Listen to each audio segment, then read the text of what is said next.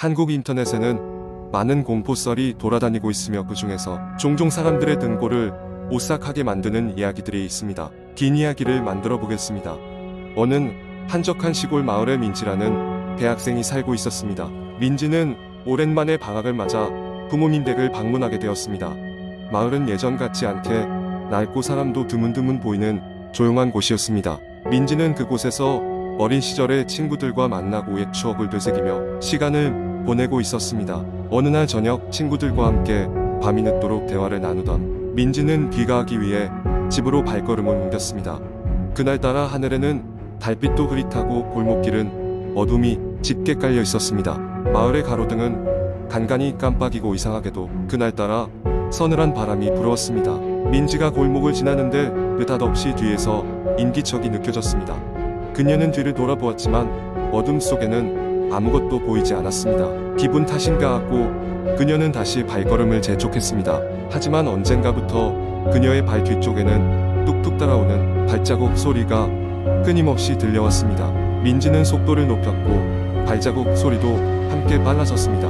공포감이 엄습하며 그녀는 전속력으로 달리기 시작했습니다. 다행히 그녀는 곧 집에 도착할 수 있었고 문을 쾅 닫아 걸었습니다. 그녀는 거친 숨을 몰아쉬며 천천히 밖을 내다보았습니다. 분명 아무도 없는 어두운 거리에 그제야 민지는 자신이 너무 겁을 먹은 것은 아닐까 하는 생각이 들었습니다. 다음 날 아침 그녀는 어젯밤의 일이 신경 쓰였지만 대수롭지 않게 여기기로 했습니다. 부모님 역시 바쁜 농사일로 인해 민지를 신경 쓸 겨를이 없어 보였습니다. 하지만 마을에서는 이상한 소문이 돌기 시작했습니다. 몇몇 주민이 밤에 이상한 그림자를 보거나 괴이한 소리를 들었다고 전해지기 시작했던 것입니다. 그날 밤 민지는 다시 한번 그 골목을 지나치게 되었습니다. 불안한 마음을 떨칠 수가 없어 휴대폰 카메라를 켜서 녹화를 시작했습니다. 발걸음을 떼자마자 다시 시작되는 발자국 소리. 민지는 이번에는 따라오는 소리에 맞춰 천천히 걸어보기로 했습니다. 그리고 한 걸음을 떼니 따라오는 소리가 두 걸음이 되었고 두 걸음을 떼니 따라오는 소리가 네 걸음이 되었습니다. 순간 무언가가 자신의 뒤에 있다는 느낌에 민지는 그 자리에서 멈춰섰습니다. 천천히 뒤를 돌아본 그녀의 눈앞에는 어두운 실루엣이 나타났습니다. 그 형체는 사람의 모습이 아니었으며 날카롭고 기묘한 형상이었습니다. 그녀는 비명을 지르려 했지만 소리가 나오지 않았고 그 그림자는 사라지지 않은 채 그녀를 응시하고 있었습니다. 오랜 시간 같은 자리에 굳어져 있던 민지는 간신히 정신을 차렸고 그림자는 어느새 사라져 있었습니다. 집으로 돌아와 부모님에게 이 이야기를 전하려 했으나 부모님은 못 들은 채 하며 마치 이 이야기를 전해 듣기 싫어하는 듯한 태도를 보였습니다. 다음 날 마을 사람들은 하나둘씩 밤중에 이상한 그림자를 보게 되었다며 소문을 퍼뜨리기 시작했습니다. 마을엔 알 수 없는 불안감이 감돌기 시작했고 밤이 되면 아무도 집 밖으로 나오지 않게 되었습니다. 민지 또한 매일 밤마다 같은 골목에서 기묘한 그림자의 형상을 보았고 어느새부터인가 그 그림자가 자신을 향해 속삭이는 소리를 듣기 시작했습니다. 돌아가 시간이 흐르면서 민지는 이 소리가 점점 또렷해지는 것을 느낄 수 있었습니다. 마치 무언가가 그녀에게 계속 경고를 하는 것만 같았습니다. 그녀는 결국 무서움을 떨며 부모님에게 이 마을을 떠나고 싶다고 말했고 부모님은 묵묵히 그녀의 결정을 지지하셨습니다. 마을을 떠나기 전날 밤 민지는 마지막으로 그 길을 지나기로 했습니다. 그녀는 담담한 마음으로 걸었고 같은 자리에서 다시 그 그림자를 마주하였습니다. 그러나 이번에는 그림자가 그녀에게 등을 돌리고 있는 것이 느껴졌습니다. 그리고 그림자는 마지막으로 소리 없는 말로 이제 안전해 라고 속삭이는 듯 했습니다. 민지는 마을을 떠나 도시에 돌아왔고 그 후로도 마을에서는 아무 일도 없었다는 이야기가 들려왔습니다. 그녀는 그 그림자가 어떤 존재였는지 끝내 알지 못했지만 어딘가에서 자신을 지켜주고 있다는 생각을 떨쳐낼 수 없었습니다. 마을은 다시 일상으로 돌아갔고 민지는 그날 밤의 경험을 간직한 채 조용히 대학 생활을 이어갔습니다. 두 번째 이야기. 내 이름은 지훈. 서울에서 태어나고 자란 평범한 27살 청년이다. 나는 평소에 그다지 믿지 않았던 초자연적인 현상을 내 눈으로 목격하고 나서야 그런 세계가 실제로 존재할 수 있다는 가능성을 조금이라도 인정하게 되었다.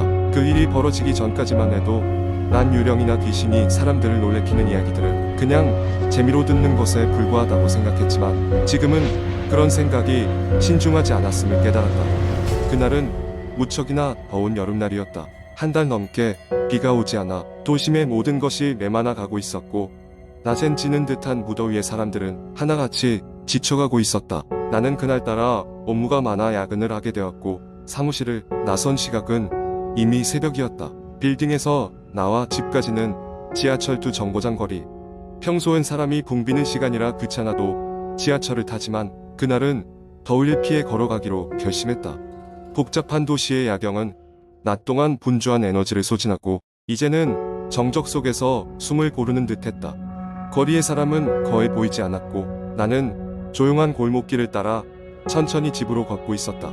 한적한 밤길을 걷다 보면 종종 듣던 야릇한 소문이 떠오른다. 특히 이 길에 얽힌 이야기. 골목은 오래된 아파트 단지로 이어지는 몇 안 되는 지름길인데 예전에 큰 사고가 난 곳이다. 그것도 단순 교통사고가 아닌 근처에 있던 폐차장에서 탈출한 정신 이상자가 사람들을 해쳤다는 끔찍한 소문이었다. 물론 경찰 보고에는 그런 일은 없다고 했지만 그래도 이 근처 주민들은 그때 이후로 밤늦게는 이 길을 기피하게 되었다. 내가 바로 그 길을 지나고 있을 때였다. 갑자기 허공에서 이상한 소리가 들렸다. 처음에는 바람 소리인가 했지만 점점 가까워져 갔다. 누군가 읊조리는 듯한 소리에 가슴이 서늘해졌다. 나는 걸음을 멈추고 주변을 둘러봤지만 어느 방향에서도 인기척은 느껴지지 않았다. 그냥 내 착각이라 걱정하던 순간 갑작스레 온 몸에 소름이 돋았다. 누군가 내 뒤에 서 있는 것 같은 느낌이 들었기 때문이다. 심장이 미친 듯이 뛰기 시작했고 마치 세상의 모든 소리가 멈춰버린 것처럼 희미하게만 느껴졌다.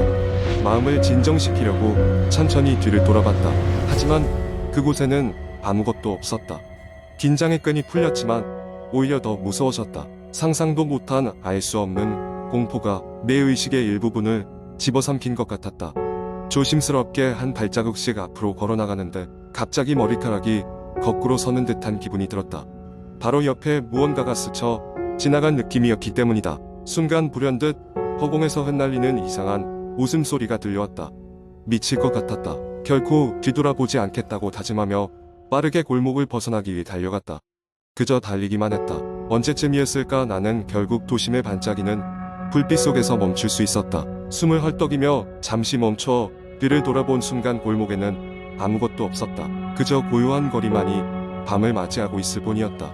조금 안정이 된 후 나는 다시 집으로 향했고 그날 밤은 집에 도착하자마자 아무 생각 없이 잠에 빠져들었다. 다음날 아침 소름 끼쳤던 그 친구들에게 이야기했지만 아무도 진지하게 받아들이지 않았다. 그러다 친구 중 한 명이 그 장소에 관한 또 다른 이야기를 들려주었다. 그 골목을 자주 지나던 사람이 있었는데 어느 날 그 길에서 사라졌다는 것이다. 그 이후로 그 길 근처에서 자주 들리는 알 수 없는 소리가 있다는 소문이 퍼져나갔다고 했다. 나는 그 이야기를 들을 때마다 어젯밤의 경험이 결코 평범한 착각이 아니었음을 확신하게 되었다. 그 길에 어떤 존재가 있을지도 모른다는 생각을 떨쳐내기 어려웠다. 이후로 나는 결코 그 길을 다시 걸어가지 않았다. 아직도 때때로 그날 밤의 기억이 생생하게 떠오르한다. 현실과 비현실의 경계가 무너질 듯한 그 순간 그곳에선 과연 어떤 존재가 나를 바라보고 있던 것일까? 지금도 종종 그 길을 지나가는 친구들에게 묻곤 한다. 혹시 그곳에서 들리는 소리는 없었는지? 묻는 내 말에 그들은 그때마다 두려운 눈빛으로 고개를 저었다. 세 번째 이야기. 오늘 여름밤 나는 친구들과 함께 한국의 한 작은 시골 마을로 여행을 떠났다. 우리는 스트레스를 풀고 일상에서 벗어나기 위해서였다. 그 마을은 조용하고 평화로웠지만 한 가지 이상한 점이 있었다. 마을 사람들은 밤이 되면 절대 집 밖으로 나가지 않는다는 것이었다. 우리는 그것이 단지 시골 사람들의 오래된 미신일 것이라고 생각하며 대수롭지 않게 여겼다. 하루는 우리 중 한 명인 지훈이가 밤 산책을 하자고 제안했다. 우리는 모두 그의 제안에 동의했고 어두워진 밤하늘 아래 길을 나섰다. 그때 마을에서 가장 나이가 많은 노파가 우리를 불렀다. 젊은이들, 밤에는 밖에 나가지 마시오. 하얀 여인이 달빛을 따라온답니다. 노파의 경고를 듣고 일순간 섬뜩했지만 우리는 그저 오래된 전설일 뿐이라며 웃어넘겼다. 우리는 마을 주변을 걸어다니며 밤 공기를 즐겼다. 하지만 그 평화로운 분위기는 오래가지 않았다. 숲길을 따라 걷다가 어느 순간 지훈이가 갑자기 멈춰 서서 앞을 응시했다. 저기 뭐가 있는 것 같아. 그는 떨리는 목소리로 말했다. 그의 손끝을 따라 시선을 돌리자 나도 모르게 숨을 삼켰다.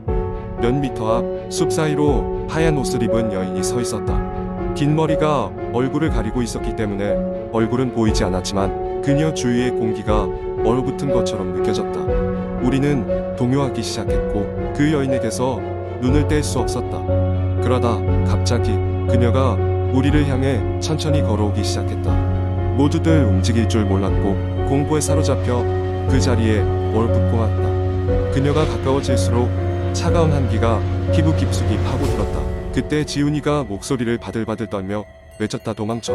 우리는 정신을 차리고 달리기 시작했다. 뒤를 돌아보지는 않았지만 그 여인의 존재가 계속해서 뒤쫓아오는 것처럼 느껴졌다.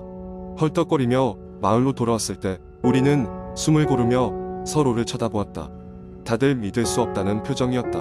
우리가 본 것이 단순한 환상일까 아니면 그 하얀 여인이 정말로 존재하는 것일까? 예전부터 내려오던 그 무서운 전설이 사실일지도 모른다는 생각이 들자 등골이 오싹해졌다. 그날 밤 우리는 숙소 밖으로 나가지 않았다. 누군가가 방문을 두드리는 소리가 들렸지만 아무도 문을 열지 않았다. 그 이후로 우리는 밤에 외출을 삼가하기로 마음속 깊이 결심했고 여행이 끝나자마자 서울로 돌아왔다.